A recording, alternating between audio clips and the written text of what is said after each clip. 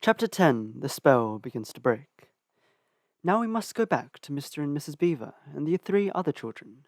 As soon as Mr. Beaver said, "There's no time to lose," everyone began bundling themselves into coats, except Mrs. Beaver, who started picking up sacks and laying them on the table, and said, "Now, Mr. Beaver, just reach down that ham, and here's a packet of tea, and there's sugar and some matches, and if someone will get 2 or 3 loaves out of the crock over there in the corner." "What are you doing, Mrs. Beaver?" exclaimed Susan. "Packing a load for each of us, dearie," said Mrs. Beaver very coolly. "You don't think we'd set out on a journey with nothing to eat, did you?" "But we haven't time," said Susan, buttoning the collar of her coat. "She'll be here any minute."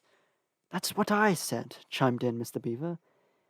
"Get along with you all," said his wife. "Think it over, Mr. Beaver. She can't be here for 1/4 of an hour at least." "But don't we want as big a start as we can possibly get," said Peter, "if we're to reach the stone table before her?" "You've got to remember that, Mrs. Beaver," said Susan. "As soon as she has looked in here and finds we're gone, she'll be off at top speed." "That she will," said Mrs. Beaver, "but we can't get there before her, whatever we do, for she'll be on a sledge, and we'll be walking." "Then have we no hope?" said Susan. "Now don't you get fussing, there's a dear," said Mrs. Beaver, "but just get 1/2 dozen clean handkerchiefs out of the drawer. Course we've got a hope. We can't get there before her, but we can keep under cover and go by ways she won't expect, or perhaps we'll get through." "That's true enough, Mrs. Beaver," said her husband, "but it's time we're out of this." "And don't you start fussing either, Mr. Beaver," said his wife. "There, that's better. There's 5 loads in the smallest, for the smallest of us. That's you, my dear," she added, looking at Lucy. "Oh, do please come on," said Lucy. "Well, I'm nearly ready now," answered Mrs. Beaver at last, allowing her husband to help her into her snow boots. "I suppose the sewing machine's too heavy to bring?" "Yes, it is," said Mr. Beaver. "A great deal too heavy. And you don't think you'll be able to use it while we're on the run, I suppose?" "I can't abide the thought of that witch fiddling with it," said Mrs. Beaver, "and breaking it or stealing it as likely as not." "Oh, please, please, please, do hurry," said the 3 children. And so at last they all got outside, and Mr. Beaver locked the door. "It'll delay her a bit," he said, and they set off, all carrying their loads over their shoulders. The snow had stopped, and the moon had come out when they began their journey. They went in a single file, first Mr. Beaver, then Lucy, then Peter, then Susan, and Mrs. Beaver last of all. Mr. Beaver led them across the dam, and onto the right bank of the river, and then along a very rough sort of path among the trees, right down by the river bank. The signs of the valley, shining in the moonlight, towered up far above them on either hand. "Best keep down here as much as possible," he said. "She'll have to keep to the top, for you can't bring a sledge down here." It would have been a pretty enough scene to look at through a window from a comfortable armchair, and even as things were, Lucy enjoyed it at first. But as they went on walking and walking and walking, and as the sack she was carrying felt heavier and heavier, she began to wonder how she was going to keep up at all. Then she stopped looking at the dazzling brightness of the frozen river, with all its waterfalls of ice, and at the white masses of the treetops and the great, glaring moon and the countless stars, and could only watch the little short legs of Mr. Beaver going pad, pad, pad, pad through the snow in front of her, as if they were never going to stop. Then the moon disappeared and the snow began to fall once more, and at last Lucy was so tired that she was almost asleep, and walking at the same time, when suddenly she found that Mr. Beaver had turned away from the river bank to the right, and was leading them steeply uphill into the very thickest bushes. And then, as she came fully awake, she found that Mr. Beaver had just vanished into a little hole in the bank, which had been almost hidden under the bushes until you were quite on top of it. In fact, by the time she realized what was happening, only his short flat tail was showing. Lucy immediately stooped down and crawled in after him. Then she heard noises of scrabbling and puffing and panting behind her, and in a moment all 5 of them were inside. "Wherever is this?" said Peter's voice, sounding tired and pale in the darkness. I hope you know what I mean by a voice sounding pale. "It's an old hiding place for beavers in bad times," said Mr. Beaver, "and a great secret. It's not much of a place, but we must get a few hours' sleep. If you hadn't all been such a plaguey fuss when we were starting, I'd have brought some pillows, said Mrs. Beaver. It wasn't nearly such a nice cave as Mr. Tumnus's, Lucy thought. Just a hole in the ground, but dry and earthy. It was very small, so when they all lay down, they were all a bundle of clothes together. And what with that, and being warmed up by their long walk, they were really rather snug. If only the floor of the cave had been a little smoother.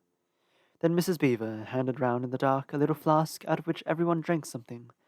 It made one cough and splutter a little, and stung the throat, but also made you feel deliciously warm after you'd swallowed it, and everyone went straight to sleep.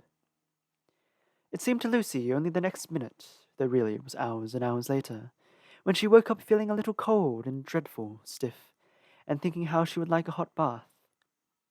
Then she felt a set of long whiskers tickling her cheek, and saw the cold daylight coming in through the mouth of the cave.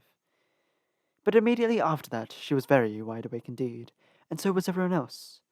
In fact, they were all sitting up, with their mouths and eyes wide open, listening to a sound which was the very sound they had all been thinking of, and sometimes imagining they heard during their walk last night.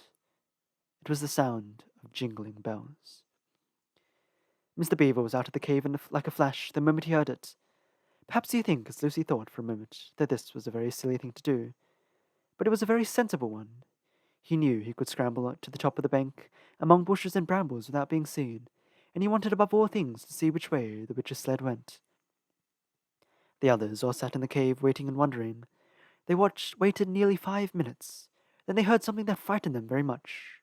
They heard voices. "Oh," thought Lucy, "he's been seen. She's caught him." Great was their surprise when a little later they heard Mr. Beaver's voice calling to them from just outside the cave. "It's all right," he was shouting. "Come out, Mrs. Beaver. Come out, sons and daughters of Adam. It's all right. It isn't her."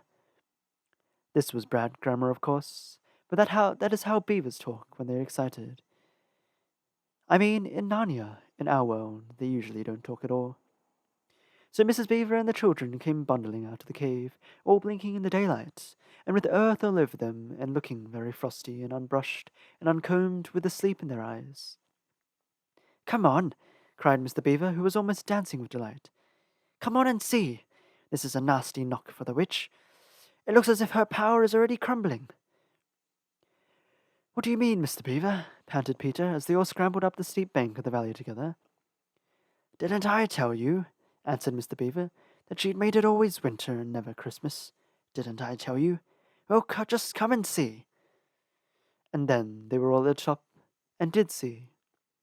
It was a sledge, and it was reindeer with bells in their harnesses, but they were far bigger than the witch's reindeer, and they were not white, but brown.